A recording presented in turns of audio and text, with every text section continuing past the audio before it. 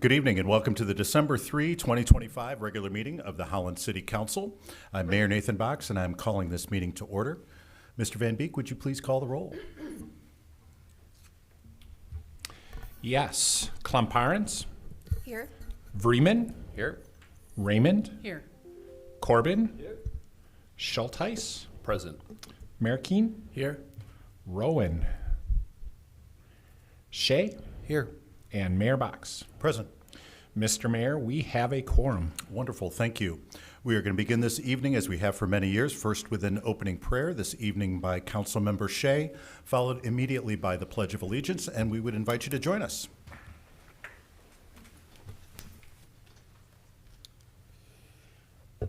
Almighty Creator, send down upon those who hold office in this city the spirit of wisdom, charity, and justice, that with steadfast purpose they may faithfully serve in their offices to promote the well-being of all people. Amen.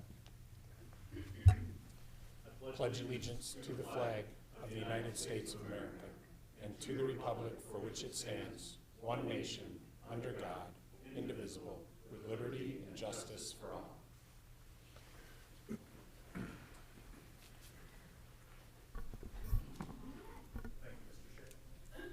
Thank you, Mr. Shea.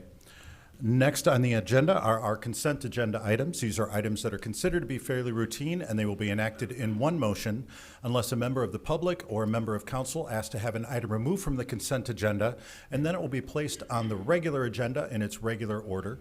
But before I ask if anyone would like to do that, Mr. Van Beek, would you please review the consent agenda items for us? Yes. 4A, absences excuse the absence of Councilmember Rowan. 4B, approval of minutes, the November 19, 2025 regular minutes. 4C, oaths of office. 4D, city clerk, claim filed against the city. 4E, Parks and Recreation Services, award bid for irrigation services. 4F, management and administration, revocable license agreement, 14 West 8th Street projecting sign. 4G, management and administrative services, downtown group ordinance amendment to section 32-25, requirements for issuance of permit and operation of sidewalk cafe and outdoor cafe. Final adoption scheduled for December 17, 2025. 4H, management and administrative services, downtown group award bid for snow melt paver repair services. And Mr. Mayor, that is our consent agenda. Great, thank you. Is there any member of the public that would like to have an item removed from the consent agenda and placed on the regular agenda? Seeing none. Any member of the council that would like to have an item removed from consent and placed on the regular agenda? Seeing none there. What is the pleasure of council in regard to the consent agenda? Move to approve the agenda as presented. Moved by Vreeman. Is there support? Support. Support by Raymond. Any discussion? Seeing none. Mr. Van Beek, would you please call the roll? Klumparens. Yes. Vreeman. Yes. Raymond. Yes. Corbin. Yes. Schultheis. Yes. Merkeen. Yes. Shea. Yes. And Mayor Box. Yes. Great. Motion passes. Next item on the agenda, public comment. Under the Open Meetings Act of the State of Michigan, we provide the public the opportunity to address council both at our regular meetings, our study sessions, and at every one of our board, committee, and commission meetings. But we do have rules that we ask you to follow. One is that we do limit public comment to 5 minutes. There are 3 lights on the dais in front of us. There's a red light, a yellow light, and a green light. Green light means that you're doing well on time. Yellow light means that you have 1 minute left, and the red light means that your time has expired, and we are strict about that. This is one-way communication. It's an opportunity for you to be able to address council on whatever subject that you believe is important, but we do not answer questions or engage in discussion during this time. But if there's an answer that staff can answer, they may be able to circle back to you after the meeting. And we also do ask that when you approach the podium, you do please state your name and the municipality in which you live, because it's important to us to know whether or not you are a resident of the city of Holland. And if there's anyone here who would like to address council at this time, we ask that you please come forward. Is there anyone here that would like to address council? Would you please state your name and municipality for the record? Yeah, Stephen Willard, Holland Charter Township. Lord, let these words be seeds planted in truth, grown in grace. Amen. Good evening, Mayor and council members. My name is Stephen Willard. I spoke before this council previously about modified vehicle exhausts and the need for consistent enforcement across Holland City and Holland Charter Township. Tonight, I'm back, not because the problem went away, but because it's getting worse. And I'm here to tell you, the community is begging for action. Since my last comment, I've had conversations with dozens of residents in Holland City, in the township, at parks, on street corners, at events. And I want to share 3 of those conversations with you tonight because they'll tell the real story of what's happening. First, about a month ago, I was downtown when a car with a modified exhaust drove by. Every time the driver applied the gas, it was loud enough you couldn't hear yourself think. I happened to be standing near a group of college kids, 5 of them, 3 guys, 2 girls. I struck up a conversation and asked them what they thought about the noise. One of them said, and I'm quoting, "Holland could be such a beautiful town without some dude in his piece of crap Nissan or whatever." These are young people, the demographic everyone wants downtown, and they're telling you the noise ruins it. It cheapens the experience. It makes a beautiful place feel trashy. Second story, an old couple on 6th Street told me they're willing to adopt the road and call dispatch every time they hear a loud exhaust. An elderly couple ready to become enforcers themselves because they don't believe anyone else will do it. That's not a success story. That's a failure of government. Third story, and this one is the most important. The day after Thanksgiving, I was walking by Bowerman's. A Holland City firefighter was ringing a Salvation Army bell outside. While he was standing there, a car with a modified exhaust drove by. Every time the gas was applied, absurdly loud. I asked him, why doesn't the city pull these guys over more often? He looked at me and he said, I don't know. We talked for a bit. I told him I'd given a public comment on this issue and asked for his support. He said, and again I'm quoting, "Keep going. You're doing a service to the community. Once the public wants us to pull them over, I can start reporting them." Let me repeat that. Once the public wants us to pull them over, Mayor, council members, the college kids want you to pull them over. The elderly couple wants you to pull them over. Your own firefighter is ready to start reporting them. The community is telling you, we want enforcement. Right now, the lack of enforcement sends the opposite message. When drivers see these vehicles cruise through Holland City with impunity, it signals that it's okay and the behavior spreads. Holland Charter Township doesn't have its own police force. We rely on Ottawa County Sheriff, but Holland City has its own police department. You have the power to enforce this right now. And when Holland City leads, the township benefits. Here's what I'm asking, and I want to be clear, you already have the legal framework to do this. Michigan Vehicle Code Section 257.707C sets specific decibel limits and prohibits muffler modifications. Holland City enforces this through code enforcement in your police department. The law exists. The enforcement structure exists. What's missing is prioritization and meaningful penalties. First, direct the Holland City Police Department and code enforcement to prioritize modified exhausts enforcement as an ongoing standard. Second, collaborate with Holland Charter Township and the Ottawa County Sheriffs to create a unified, regional, and ongoing standard.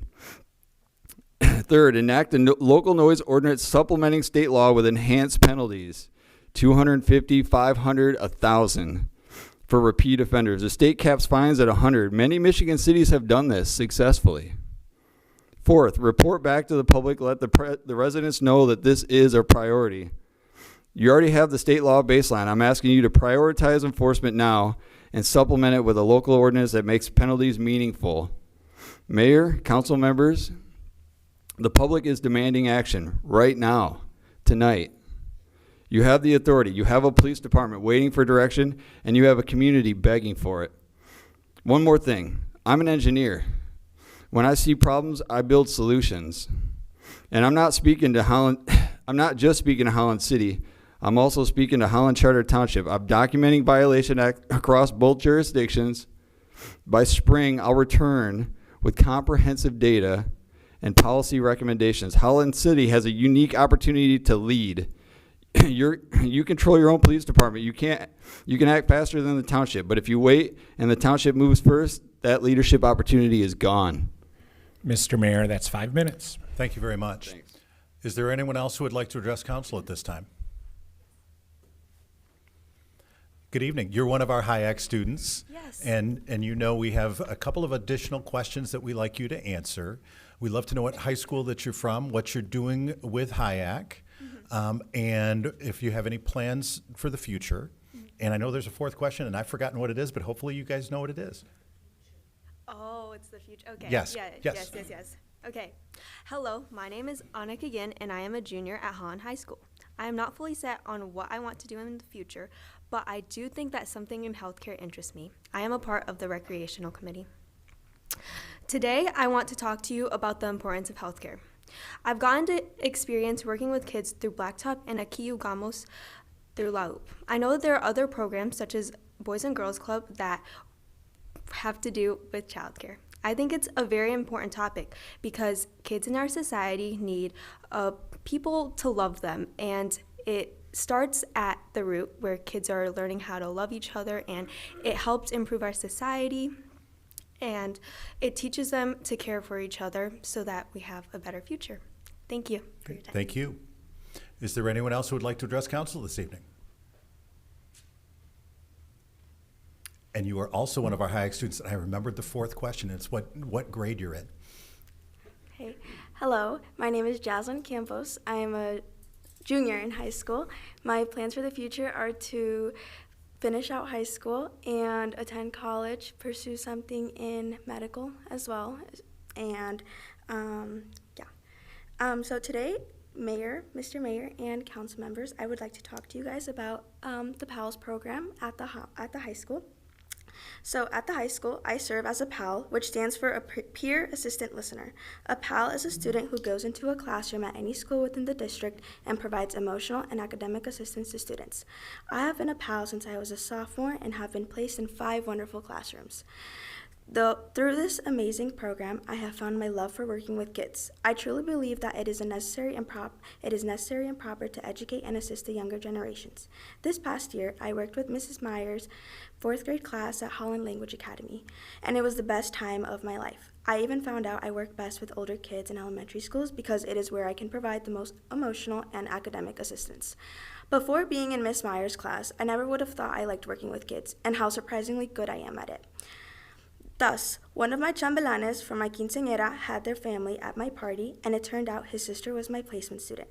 So hanging out with her at my quinceañera was a fun experience that I will forever cherish. The PALS program and Mrs. Myers' 4th grade class during the 2024-2025 school year have forever changed my life in the best way possible.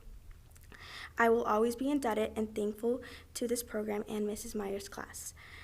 It is because of them that I have found clarity in what I want to pursue in the future. And this is why I believe all schools should offer the PALS program, especially for high school students who are unsure of what they want to do in the future, like me. Finally, I come to you today to thank you with this public comment, and I thank you again for all the time and money you have invested in these amazing kids and their education. Thank you. Thank you. Is there anyone else who would like to address council at this time?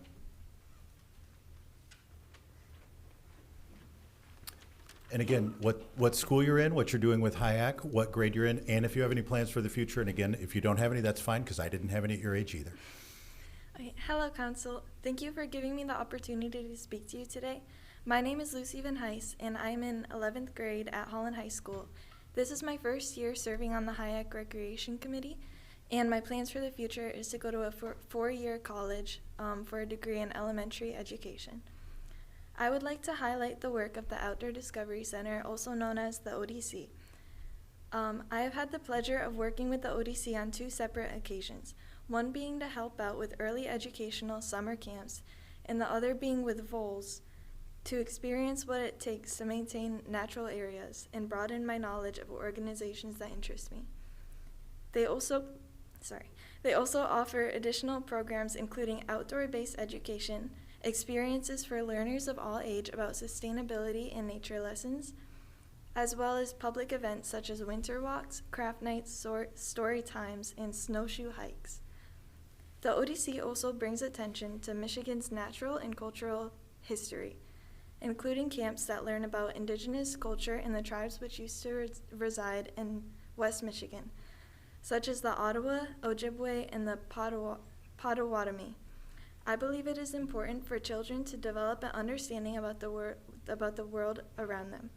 The ODC supports this by teaching kids about various species, plants, and insects, which fosters critical thinking and builds a strong foundation for environmental awareness. It is also important for kids to recognize the aspects of Native American culture in order to create a better understanding of American history and cultures, acknowledging the strength of Indigenous communities and providing a base for respecting cultures in general. To conclude, I think that the work of the ODC is incredible and shouldn't go unrecognized. I am so grateful that Holland has an organization which can provide the services which the ODC provides, and I am thankful to have gotten involved in this wonderful organization. Thank you for your time. Thank you. Is there anyone else who would like to address council at this time?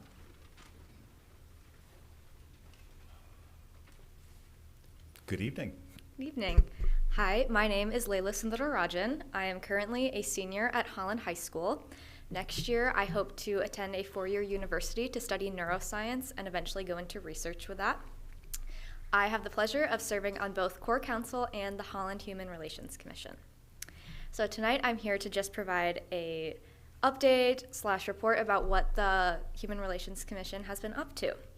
So, on November 22, we held our strategic planning session, and as a commission, we decided the best use of our time and resources is to get out into the community and support organizations that support Holland's residents, and that is what we are aiming for in 2026. We've already had Jennifer Evans from out on the lakeshore speak to us and let us know opportunities available for us and others to volunteer.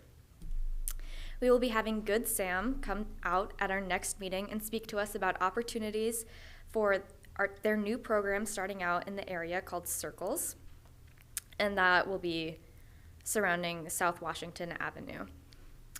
We are seeking more ways to get out and show Holland residents ways to get support through us, whether that is through immigration rights, renter-landlord problems. We can help with that, and we want people to know that. We've already been out and about at Holland High School connecting families and staff to resources, and we were at the International Festival supporting another city commission, and we look forward to celebrating the Social Justice Awards in January. Thank you. Great. Thank you. And most of the public doesn't know we have the opportunity as council to be able to have dinner beforehand with our HIAC students and these four young women as well. And I promised them at dinner tonight that even though it's outside of our operational jurisdiction, that I would do what I could to try to get them a snow day tomorrow. And so I know that Superintendent Cassidy is a dedicated watcher of council meetings.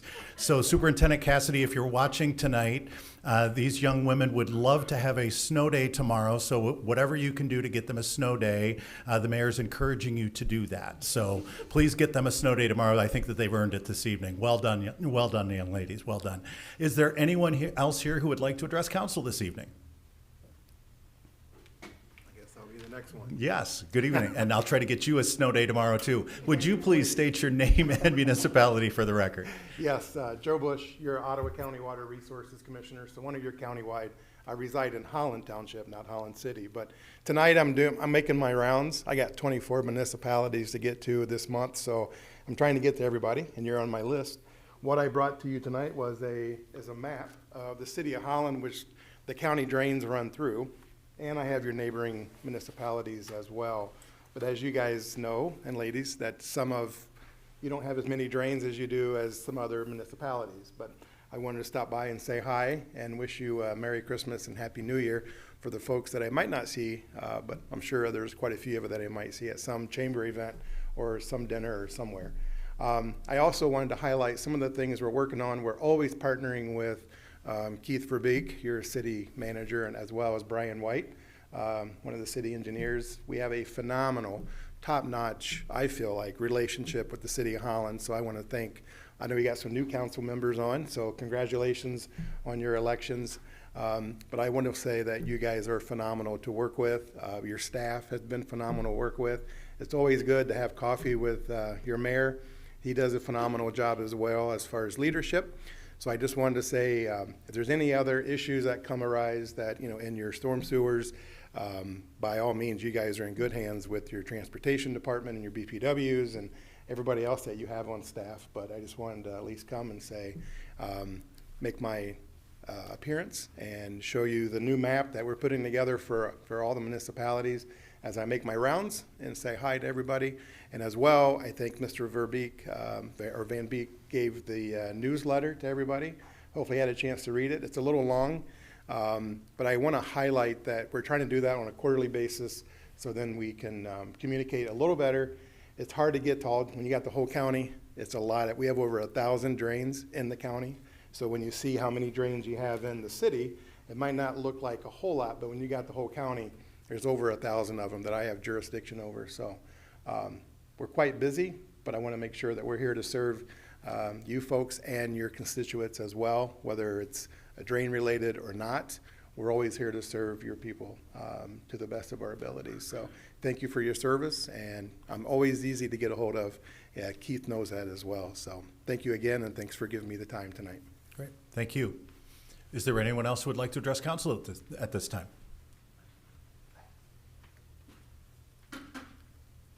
And would you please state your name and municipality for the record? Ann Henriksen, Zealand. It's one of my favorite meetings to attend, and it's Christmas. I speak on behalf of our constitutional religious freedoms. This is the Christmas season, and Holland was founded for our Christian faith expression. Merry Christmas. Thank you for all you have done for this great city. Last night was the Parade of Lights. What a great community event. A local business had a truck mural with a lighted nativity scene of the birth of King Jesus. The title, Jesus is the Reason for the Season. On the side of the truck was an announcement, a Civic Center event in April celebrating 250 years for our country and of the National Day of Prayer, hosted by the National April Faith Month Action Organization. Mayor Box has declared both National Day of Prayer and National April Faith Month since 2022, and we are looking forward to 2026 when he will do this declaration again. Thank you, Mayor. Our Christian faith is worth standing for in this city where all are welcome. In the Christian celebration, we are thankful for the gift of the Son of God, Jesus, coming into the sin-sick world to save us from ourselves. We, National April Faith Month Action Organization, would like to give this council a small gift as an expression of our faith of peace on earth, goodwill toward men. And they're over there. The gift was made by a local banker. She is a graduate from college and has begun by baking Christmas goods for families. She was thrilled to bless you with these treats this evening. You see, the government of mankind is on God's shoulders, according to the scriptures of Isaiah 9:6. For a child will be born for us, a son will be given, and the government will be on his shoulders. He will be named Wonderful Counselor, Mighty God. The City Council of Holland has access to the will of God for this great city and its future. God's ways will last. Without God, man's ways will falter. I heard this Christmas song from Casting Crowns, and I would like to read the lyrics tonight. A family hiding from the storm found no place at the keeper's door. It was for this a child was born to save a world so cold and hollow. The sleeping town they did not know that lying in a manger low, a Savior King who had no home has come to heal our sorrows. Is there room in your heart? Is there room in your heart? Is there room in your heart for God to write his story? Shepherds counting sheep at night, do not fear the glory light. Do not fear the glory light. You are precious in its sight. God has come to raise the lowly. Is there room in your heart? Is there room in your heart? Is there room in your heart for God to write your write his story. You came as you are. You come as you are. It may set you apart when you make room in your heart and trade your dreams for his glory. Make room in your heart. Make room in your heart. Mother holds the promise tight. Every wrong will be made right. The road is straight, the burden's light, for in his hands he holds tomorrow. Is there room in your heart? Is there room in your heart? Is there room in your heart for God to write his story? You can come as you are, but it may set you apart when you make room in your heart and trade your dreams for his glory. Make room in your heart. Merry Christmas. Enjoy the treats. Thank you. Is there anyone else who would like to address council at this time? And would you please state your name and municipality for the record? Sure. Hi, everyone. I am Katie Kuja, and I live in the city of Holland. There are 1,000 trillion things I'd love to talk about regarding the city of Holland, which I love, but I'll start with two tonight. The first is our lovely, incredible, amazing snowmelt system. Oh, thank God for that. I personally live on Central Avenue, so I make use of that thing every day. I love it. My dog loves it. My kids love it, although they actually love both sides. They like the snow too. The local cross-country runners, the track teams love it. Everyone loves the snowmelt system. But we are missing a whole crew of people who do not love the snowmelt system. And that is people who are not able-bodied. At the intersections, upon each where Central crosses 13th, 14th, 15th, there is a pile of snow that builds up on every single one of those intersections. That means anybody who has a stroller, a big stroller, that uses a walker, that uses a wheelchair, that uses a cane, or somebody who just does not have good balance, which if any of us can envision, any of our parents, our grandparents, people that we know and care about, with the bookends being basically Evergreen Commons and Freedom Village, it is not a safe place for them to be walking and maneuvering. And so I would encourage the council to figure out a way that those piles can be moved for this nationally recognized incredible system we have that, in my opinion, especially as an occupational therapist, leaves out people that, oh, it's so close to being accessible.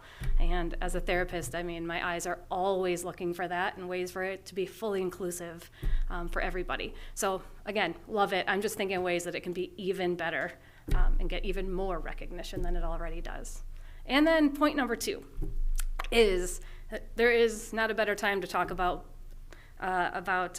more bike paths than here in December with all the snow. I am just thinking about having more of I am blanking on the word right now, the bike lanes, thank you. Bike lanes. I am thinking about how we have such a lack of bike lanes in the city. And again, thinking about ways for everybody to be safe and getting around the city. I especially am thinking about east-west ways of going. Currently, again, I live on Central. I benefit from a lot of things where I live. So Central has one. There's a few other ones in the area. And then on page 78 or 79 of one of the booklets around of planning things, we're talking about an east-west one, maybe on 17th Street, which would be good, in my opinion. I live on 18th, so it's real convenient. That'd be great for me. But I also I would really love to think about one on 22nd Street. I think it just has access to so many more things, especially as Holland Public Schools is rearranging, and it feels like there's just way better access for people to get to the various schools, the Aquatic Center, Moran Park, several of the big churches in the area. But also, just in general, so many more bike lanes would be so much more safe and just well received by so many people in the community. So I am here to encourage you to really start putting that to the forefront, hard in the wintertime, but also putting that to the forefront of how we can get going with more of that. I know personally I think about the option of things like a bike bus, where in other cities in the country where I've lived, people have started, and now that I have school-age kids, it'd be super fun. There's so many kids on bikes, and just to have a safe option where all the kids can ride bikes to school together. But currently, we don't have a safe option for kids to get to school, despite if there's parent leadership, adult leadership. So I just think of creative things that can come as we continue to push towards more pedestrian-friendly city. So that's all. Thank you, everybody. Thank you. Is there anyone else who would like to address council at this time? Seeing none, I will close the public comment period. Next item on the agenda is item number 9, written petitions and communications. In addition to providing the public the opportunity to address council in person at our council meetings, we do also have an email address where you can send written communications to council. That is publiccomment@cityofholland.com. Again, publiccomment@cityofholland.com. Council receives those as part of our council packet, and we do accept those into the record at our regular council meetings. We do not read them out loud, but accept them into the record when we have them, and we do have one this evening, and so I would accept a motion from council to accept that into the record. Do we have a motion from council to accept that into the record? So, Move from Schulteis. Do we have a support? support. Support from Vreeman. Any discussion? All those in favor say aye. Aye. All opposed, same sign. Motion carries. And then next item on the agenda would be item 12 Echo 4.1, financial audit for fiscal year 2025. Mr. Van Beek. Yes, thank you, Mr. Mayor and Council. I'm going to ask Lynn McCammon, our Finance Director, to come up in a moment. For those of you that have been on council for a while and for our newly elected council members, I always pause at this point because there are a handful of times within our year that there's a duty that you have that really rises above a lot of the other duties. And the audit sometimes is referred to as kind of one of those, it's not very glamorous and it's a lot of data. And we have a 200 and some page document here. And Lynn is going to talk about a really great way that we try to digest that into different formats so people can understand it. But the presentation and the adoption of the audit that you have, I think, is very easily in the top 3 things that councils are responsible for each year. Because it's when you have an outside trained expert entity that comes in and takes a look at all of the financial actions of the city and goes through generally accounted standards to evaluate those. And I think then really communicates back to the community that the organization, in our case, the city, and the component units that we represent are responsibly handling the finances of the public. So thank you, even though sometimes this is maybe a little bit dry. We work really hard, and Lynn is a fantastic leader in making sure that we try to bring it to life a little bit. And the last thing that I'll just say is to Lynn and your team, to Dave Koster at the BPW and his team, and then also Raymond Robson that does this audit. Just thank you for the tremendous amount of work that goes into this document. And we appreciate it. So Lynn, why don't you come on up, and partly I know that you'll cover why we don't have a representative from Raymond here tonight. Yep. Good evening, Mayor Box and members of City Council. This evening, I'm going to present the audit. So the fiscal year 2025 ended on June 30th of this year, and the city is required by law to have an annual audit by an independent auditing firm and submit it to the state. So in 2020, the city issued an RFP for audit services. Raymond Robson LLC was awarded a 7-year contract at that time. Typically, as Keith mentioned, a partner from the firm would be here to present the audit, but due to an unavoidable matter, they're not able to attend, and therefore I'm going to put my old auditing hat and provide this presentation this evening. So, and then again, as Keith mentioned, I'll show a little something that we do in addition to the audit. It's not really part of the audit, but it's related. And it's so that everybody can have, it's more accessible to more users. So the audit process really begins shortly after the close of the year, as both the city and the Holland Board of Public Works finance staff are responsible for preparing schedules and making year-end entries.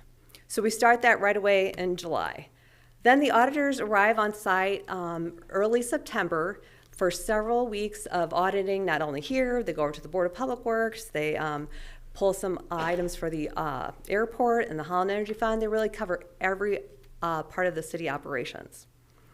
So, and again, I echo what Keith says, special shout out to both the city and the Board of Public Works staff, as well as the auditors for making this year's audit process run very smoothly. So in late November, the auditors actually issued the 263-page report. And tonight I'm going to walk you through just some of the highlights, not all the pages, but I'll tell you the most important things. So once again, most importantly, the city received the highest level of the auditor opinion, which is called an unmodified opinion. And what that really means is that the financial statements that they audited are materially accurate and they're useful and reliable for any decision-making purposes. So the auditor is also required to report any audit findings or recommendations, and this year they did find one recommendation related to budgeting for grant funds, and it was noted by staff, and we'll make sure we make improvements on this in future years. So for those that may not enjoy reading the entire document, there's a couple sections that everyone should check out. The first one is the transmittal letter, and it begins on page 9. And this is something that actually city staff write, and it's our introduction to the financials, and we add a lot more narrative because we not only add a summary of the numbers, but we give some context as to what maybe the dollars are used for in a year, or what some of our upcoming needs are even in the future years. So that's a nice page to read, and that's the transmittal letter. The next one I always like to recommend is the management discussion and analysis. And again, this is a report that's mostly prepared by city staff. We do use some of the numbers that the auditors provide for that, but it's more of an analytical narrative surrounding the major financial statements for the city. And it includes some comparable statements because the basic financials only present the current year, but in the MD&A we kind of look at how it changed from the prior year, which is always interesting because our users want to know how it, if it's similar to prior years or if there's something that really changed. So then in the report comes the financial statement sections. And so the audit is for both the city and the Board of Public Works combined. So the very first statements have the total numbers represented. But then after that, there are some sections that cover with just the governmental funds, which is most of the city funds, and then what's called the proprietary funds, which are most of the Board of Public Utility funds. And those are separated because they each have some specific accounting standards that each of us have to adhere to. So, but I want to spend a little bit more time in this context talking about the general fund because we do monitor the general fund throughout the entire year. We really concentrated on it during budget year, and now we're back at the audit looking at it. And that's because that's the main operating fund of the city. So we talk a lot about fund balance, and because that's an indicator of the city's financial strength. So this year, the total fund balance increased by $2.2 million to end at a total of $16.282 million, or a little less than 50% of total expenditures and transfers out. And again, as we talk about when we look at the forecasting or the budgeting, that's again just an important number to always keep in mind because it kind of represents how many months or what percent of the year we would have if something unforeseen happened, which we saw in COVID. Unexpected things can happen that could require us to need to use some of our savings. So the current year increase was really due to some continued higher than anticipated investment income. We still are earning significant rates on our in the short end of the yield curve. And then we also had some savings on expenditures, and those come from expenses that we had maybe planned to make but didn't get made before the end of the year and might be carried over to fiscal year 26 because we can only record what's actually purchased and received in fiscal year 25 as an expenditure. And then we also had some personnel cost savings related to certain vacancies in our departments across the organization. So one other reminder on this fund balance level, I wanted to remind everybody that it's slightly higher than we typically see at that right around the 50% mark, but that's really due to that $1.9 million that we have designated for pension funding, and we were still going through the analysis, so we elected to move that to fiscal year 26 budget so we could get all of that analysis done and work with MERS on that. So that's sitting in that savings account, so to speak, so that's why it's a little higher than normal. So that's the general fund. And as a reminder, that general fund balance, when it's called the audit, in the audit, it includes the budget stabilization and what we call just the general fund all wrapped together. That's how they report it for this document. So then moving on to some other significant financial things that we monitor, and that would be the net pension liability. We've been working on this for years with the different things we've done, whether it's closing some of the pension plans or issuing pension bonds, of which we just paid off our first one last week, yay. But we still have to look at that. There's a 10-year history of our net pension liability under the required supplementary information. So we like to look at that and keep tracks of that. And so at June 30th, 2025, the total pension liability was $30 million. But this was a decrease of about $250,000 from the prior year, so we're making headwinds on that. And of that $30 million, just for reference, about $11 million is related to the Board of Public Works. So it's still a lofty number, but we are continuing to work, and that's what we were talking about with that $1.9 million and some of the work we're doing with MERS to get a level payment plan for that.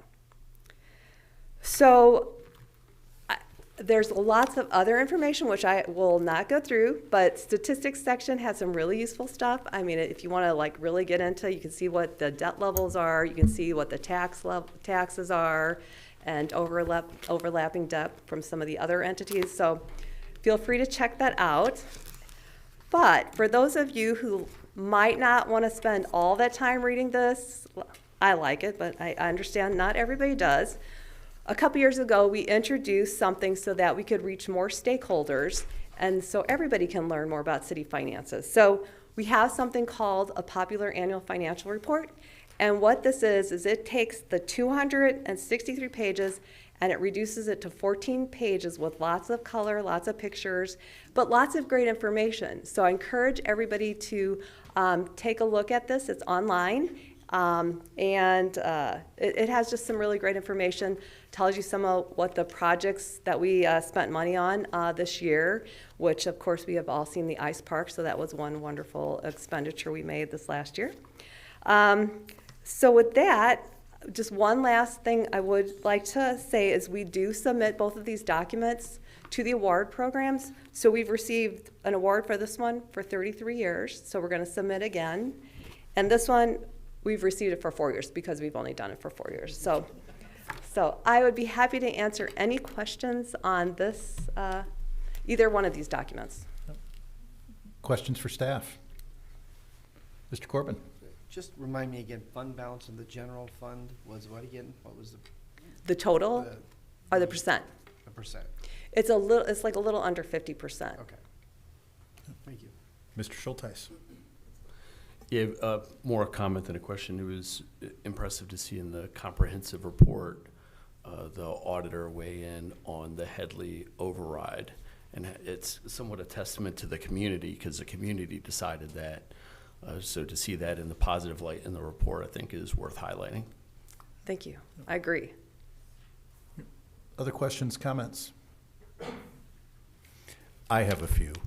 I had the pleasure of sitting in the audit committee meeting this afternoon, and Lynn, you commented to me before the meeting that I had said to our auditor, Paul Motz, who couldn't be with us here, unfortunately, today, that I'd said to Paul that he does some of the best audit presentations that I've ever seen, and that was a high mark that you were going to try to meet. You did it. Great job. Wonderful budget or audit presentation. I have had to sit through a lot of these, and I said to Paul, he does a great job, and I love going to these audit presentations, which I never thought I would say in a million years because I'm not a numbers guy. And I think the reason why I like doing them here at the City of Holland is because we always get such great news here. The numbers are always good. We always get unmodified reports. Matter of fact, we always get incredibly glowing reports. You guys do such an amazing, amazing job. And I want to put some of this in context for the people that are listening.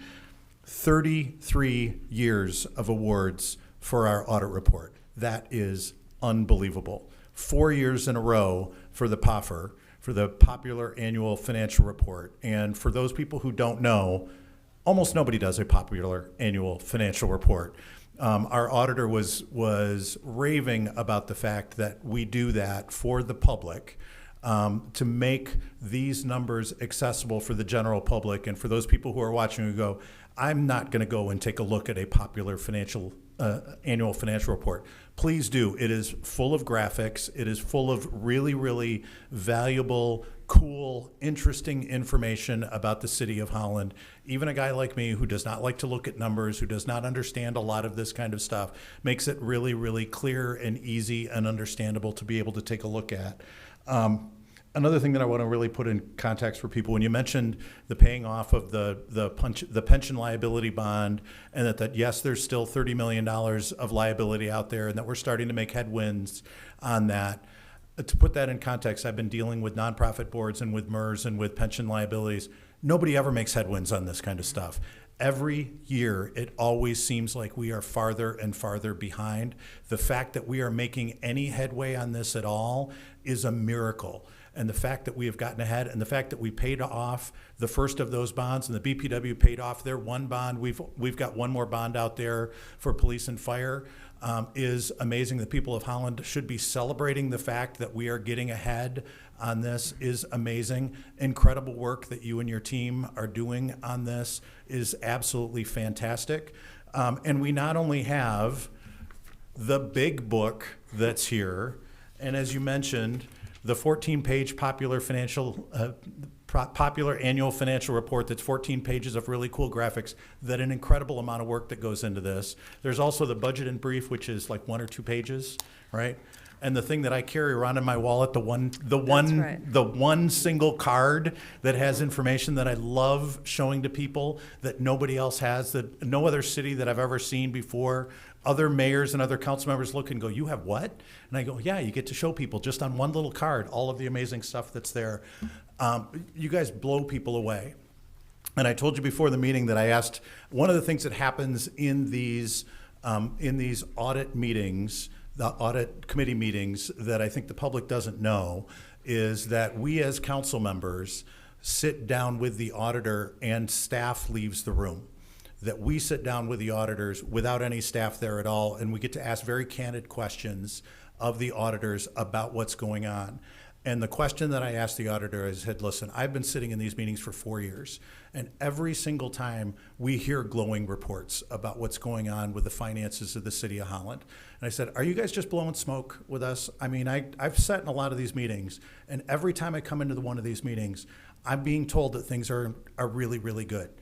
Do you tell everybody this? I mean, do you tell everybody that things are this good and that the people are this good? And he said, no. He goes, I have probably 30 or 40 different clients that I work with, and I've been doing this for years. The people at the City of Holland are probably the top 3 or 4 clients I've ever had in my entire career. He goes, and this is incredibly complex work that they're doing here at the City of Holland. This is probably the most complicated stuff that I've ever had to deal with. And this is incredible work that they're doing. This is probably the best work that I've ever seen, that the people that are doing here in the City of Holland. He goes, yeah, I've got other people that are really good, but they're not doing work that is this hard. He goes, so when I'm telling you that the work that they're doing here is amazing, amazing work, he goes, I'm not just blowing smoke to you guys as council members. These are the best people that I've ever worked with. And I want to make sure that you know that. I want to make sure that your staff knows that.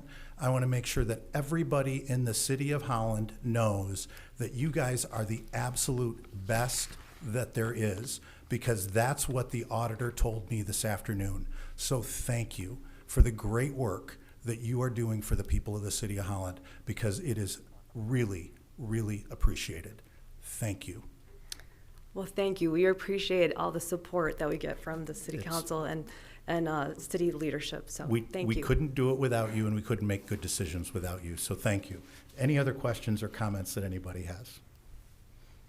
All right, I think we need to take a vote on this. Thank you. What is the pleasure of council in regard to the financial audit for the fiscal year 2025? Moved by Corbin, is there support? Support. Support by Raymond. Any discussion? Seeing none. Mr. Van Beek, would you please call the roll? Vreeman. Yes. Raymond. Yes. Corbin. Schultheis. Yes. Mayor Keen. Yes. Shea. Yes. Klumparens. Yes. And Mayor Box. Yes. Motion passes. Thank you. Next item on the agenda, 12 Echo 6.1, Hope College Project, Resolution Approving Project Plan. Mr. Van Beek. Yes, thank you, Mr. Mayor and Council. I'm presenting this one. We had staff that from other agencies that asked if they should be there, and hopefully it's okay. I said, I don't think it's probably necessary. This aligns with some other projects that you've done in the past. I think we did one for Rest Haven in the past. We've done others for Hope College. This is what I would describe as more of an administrative step for the city of Holland. And before that, it's an also administrative step for Ottawa County Economic Development Corporation there.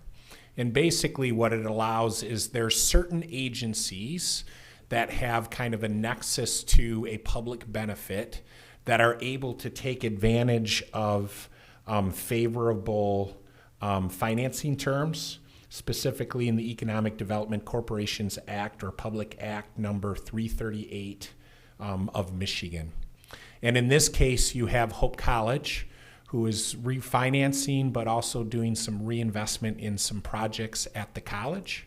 That project plan is attached in your packet that's available to the public also. And the action, if you would be in support of this tonight, allows this project and the favorable financing to move through. And I think it's particularly important that there comes no risk or acceptance of any liability or anything with the financing for this. This is just as required by state law that you approve the project plan. All right. Questions for staff? All right. What is the pleasure of council? Move to approve. Moved by Raymond. Is there support? Support by Mayor Keen. Any discussion? All right. Seeing none. Mr. Van Beek, would you please call the roll? Raymond. Yes. Corbin. Yes. Schultheis. Yes. Mayor Keen. Yes. Shea. Yes. Klumparens. Yes. Vreeman. Yes. And Mayor Box. Yes. That motion carries. Great. Thank you. Next item on the agenda, item number 13, communications from the city manager. You're going to put that hat on now, Mr. Van Beek. Juggling a lot of paper here You tonight. have been. You've been doing a lot of roles tonight. I'll just hit a few things high level. First, I think a lot of people, most people, I won't assume, but enjoy Thanksgiving weekend, kind of an extended period of time. I want to specifically call out because a lot of interesting things happened over last weekend. And we had high winds. We had snow. We haven't completed all the leaf pickup. And we have a very popular ice park.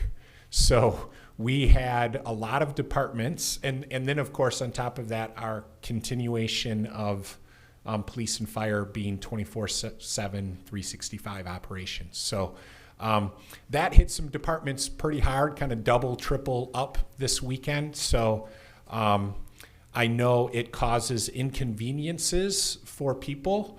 And I know sometimes they would like us to be out there sooner taking care of certain things.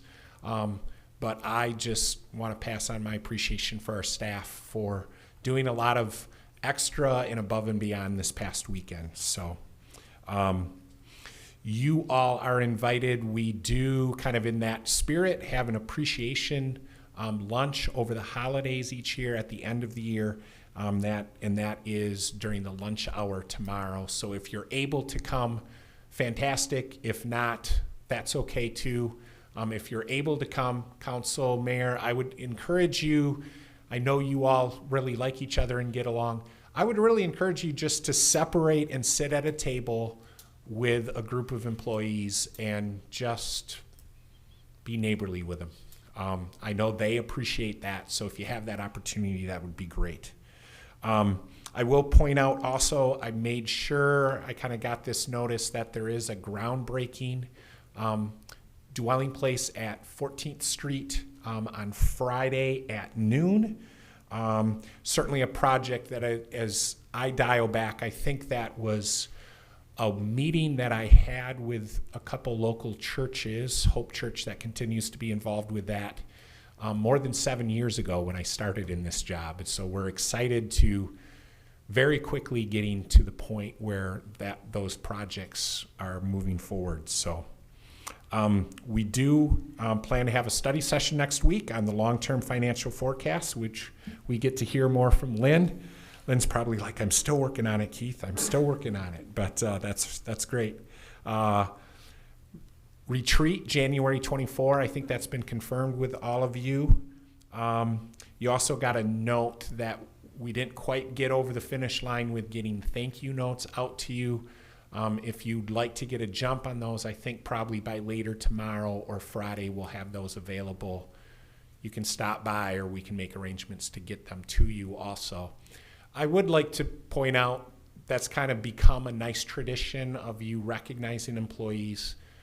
While I probably wouldn't want that to slip too late into January, it's not like it has a timeline that you have to get it, done by, in 4 days or something like that. So, and then I will just let you know that we are on it, and we will be looking probably sometime in early January, maybe right before one of our Wednesday night meetings, to do a recognition of outgoing council members Quincy Bird and Belinda Sull. So we'll do that, and we'll advertise that in the community where we'd have an open house.